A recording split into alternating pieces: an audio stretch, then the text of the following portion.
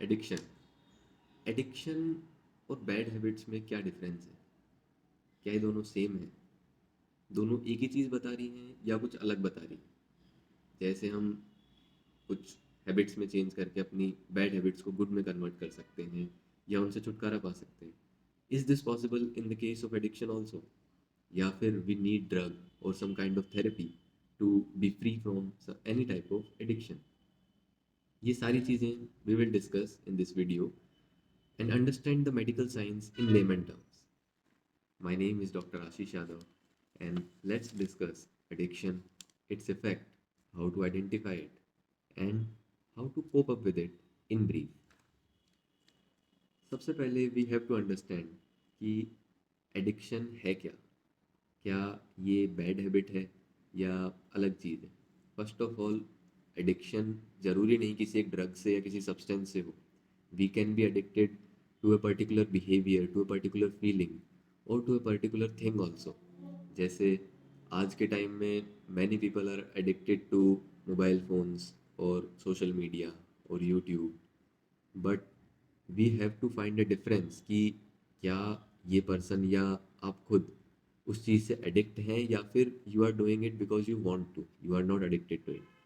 तो उसको आइडेंटिफाई करने के लिए there are few techniques we can use. सबसे पहले एडिक्शन की डेफिनेशन जान लेते हैं, जो मेडिकल टर्म्स में डेफिनेशन है कि इट्स अ क्रॉनिक रिलैप्सिंग, यानी बार बार होने वाला बिहेवियर है या डिसऑर्डर है जिसके नेगेटिव इफ़ेक्ट्स पता लगने के बाद भी या फिर एक्सपीरियंस होने के बाद भी we are doing it, we can't stop doing it. तो इट इज़ एडिक्शन. फिर कैसे पता लगे कि ये एडिक्शन है या फिर कुछ और?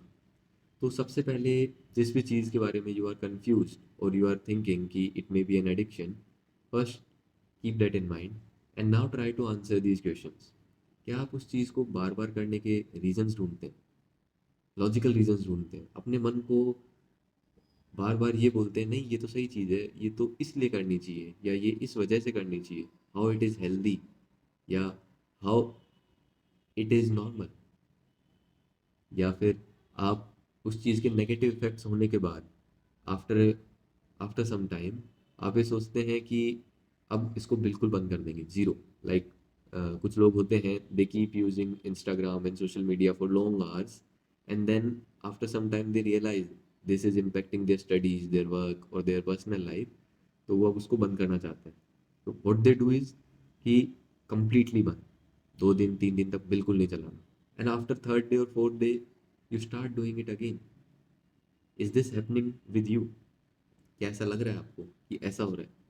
अगर इन सब चीज़ों के आंसर्स जो हैं यस में हैं, that that means that it is very likely that you are addicted to that thing, that feeling और that person also.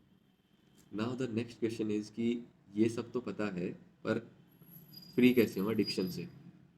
How to cope up with it? कैसे हम डी एडिक्ट हो? तो सबसे पहले we have to accept it, we have to be aware. क्यों? क्योंकि addiction happens at the level of subconscious और अनकॉन्शियस माइंड. एंड जब तक उस एक्सपीरियंस को, उस अवेयरनेस को हम कॉन्शियस तक नहीं लेके आएंगे, हम मानेंगे नहीं जब तक अवेयर नहीं होंगे कि yes we are addicted and we accept this, तब तक बाहर से जो भी इनपुट आ रहा है, कोई समझा रहा है, कुछ भी कर रहा है, इट विल नॉट वर्क. क्यों? क्योंकि वो आपको समझा रहा है, आपके कॉन्शियस माइंड को समझा रहा है. जो भी आप वीडियोस देख रहे हैं वो आपके कॉन्शियस माइंड पे इफेक्ट डाल रही है, but they are not affecting your subconscious और unconscious mind. To a large extent, कुछ एक्सटेंट तक अफेक्ट करती हैं बट डायरेक्टली नहीं करें. तो सबसे पहले we have to accept it कि yes we are addicted to this thing. Then the next phase begins, how to get de addicted. तो इसके लिए देर आर मैनी वेज. अगर किसी ड्रग का, किसी सब्सटेंस का एडिक्शन होता है तो there are other counter acting drugs जो उसके फिजिकल डिपेंडेंस को, केमिकल माइंड पे जो डिपेंडेंस है उससे फ्री करने के लिए हेल्प करते हैं. बट इन सब से अबव उस पर्सन का मोटिवेशन जो है, that plays a very great role in it.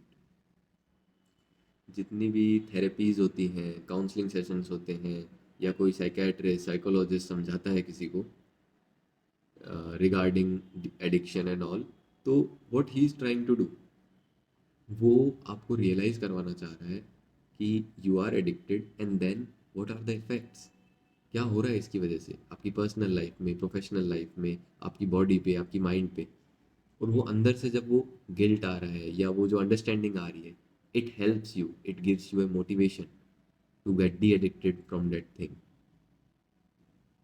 There is another way in yoga also. योग के अंदर हम पढ़ते हैं कि स्वाध्याय, स्वाध्याय इज सेल्फ अंडरस्टैंडिंग या सेल्फ एक्सप्लोरिंग। जब हम आंख बंद करके बैठ रहे हैं, खुद के ध्यान में जा रहे हैं, हम ये समझना चाह रहे हैं कि हमारा अनकॉन्शियस, हमारा सबकॉन्शियस क्या फील कर रहा है।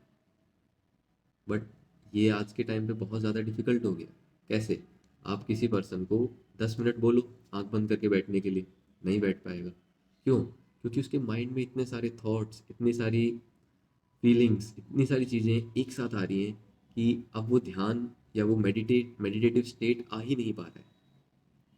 सो उसको वहाँ तक ले जाने के लिए हम योगा पोस्चर्स का हेल्प लेते हैं, हम किसी एक्सरसाइज का हेल्प लेते हैं, ताकि वो मन थोड़ा शांत हो, वो थॉट्स जो हैं वो आने थोड़े शांत हों। जब वो थॉट्स आने बंद होंगे, we go into deep state of meditation, और we go into deep states of ध्यान। वी अंडरस्टैंड कि कैसे हमारी बॉडी में ये पर्टिकुलर चीज़ इफ़ेक्ट डाल रही है, कैसे वो नेगेटिव या पॉजिटिव इफ़ेक्ट्स डाल रही है हमारे डे टू डे लाइफ में, पर्सनल लाइफ में, प्रोफेशनल लाइफ में। And after understanding it, we will try to eliminate it. But सबसे पहले we have to understand कि ये सिर्फ सुनना या समझना नहीं है, इसको फील, एक्सपीरियंस या अनुभव करना ही पड़ेगा। जब तक हमारे बॉडी को, हमारी माइंड को वो चीज़ एक्सपीरियंस नहीं होगी कि we can live and we can live happily without this thing, तब तक it will just be a waste knowledge.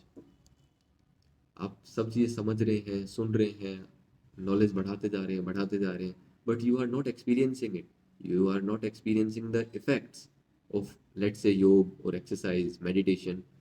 तब तक आपके माइंड को, आपकी बॉडी को पता ही नहीं लगेगा। आपका माइंड, आपकी बॉडी ये सोचेगा कि ये तो नीडेड है, इसके बिना कैसे रहा जा सकता है, हाउ इज़ दिस पॉसिबल। अगर आप उसको एक बार, दो बार या तीन चार बार भी ये फील करवाएंगे, ये एक्सपीरियंस करवाएंगे कि इसके बिना भी हैप्पीली रहा जा सकता है, सिर्फ रहा नहीं, हैप्पीली रहा जा सकता है, तो it will start acting on its own. दोबारा जब वो हैबिट होगी तो मोटिवेशन, वो सारे सिनेरियोज रीबिल्ड होंगे, सारी चीज़ें दोबारा आएंगी, एंड माइंड अपने आप आपको ऐसे मेथड्स दिखाएगा कि ये करके आप बच सकते हैं वापस से अपने रिलैप्स होने में, एडिक्शन वाली चीज़ से।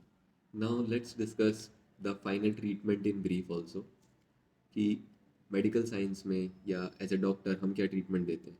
अगर कोई व्यक्ति किसी ड्रग से या किसी सब्सटेंस से एडिक्ट है, तो वी गिव ड्रग्स जो उसकी बॉडी को उस सब्सटेंस के इफेक्ट के बिना भी सरवाइव करने में या डिटीरियोरेट होने से बचाने में हेल्प करे, उसके माइंड को जो साइकोलॉजिकल डिपेंडेंस आ चुकी है उस सब्सटेंस की या उस ड्रग की, उससे कोप करने में हेल्प करे।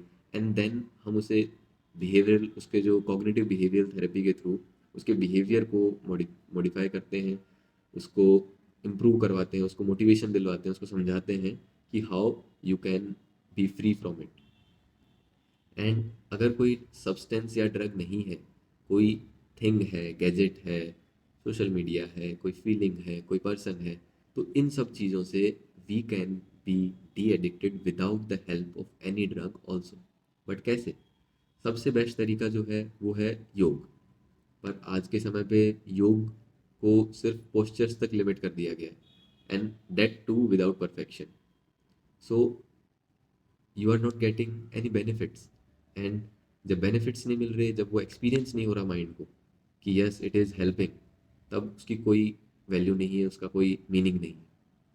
तो सबसे पहले योग कैसे इफेक्ट कर रहा है, इसके बारे में we can discuss hours and hours, कि कैसे वो न्यूरो को अफेक्ट कर रहा है, कैसे वो जो रिसेप्टर्स हैं जहाँ पे डोपामिन एक्ट कर रहा है, सेरोटोनिन एक्ट कर रहा है, कैसे माइंड में डिफरेंट पाथवेज बन रहे हैं जो एडिक्ट करने में एक इम्पोर्टेंट रोल प्ले कर रहे हैं।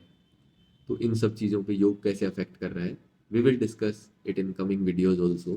बट इन ब्रीफ, योग helps both psychologically and physically to de-addict you from something, some person, some feeling. अब एडिक्शन से जब आप फ्री होंगे, you will have a different perspective to that particular thing.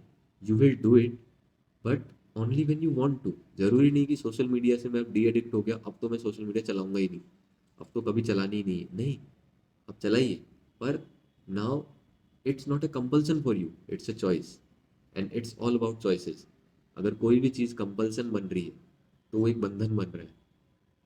और जब तक हम किसी चीज़ से जकड़े हुए हैं, किसी बंधन से जकड़े हुए हैं, तब तक वो चीज़ हमें हेल्प नहीं, डिटियोरेट करेगी.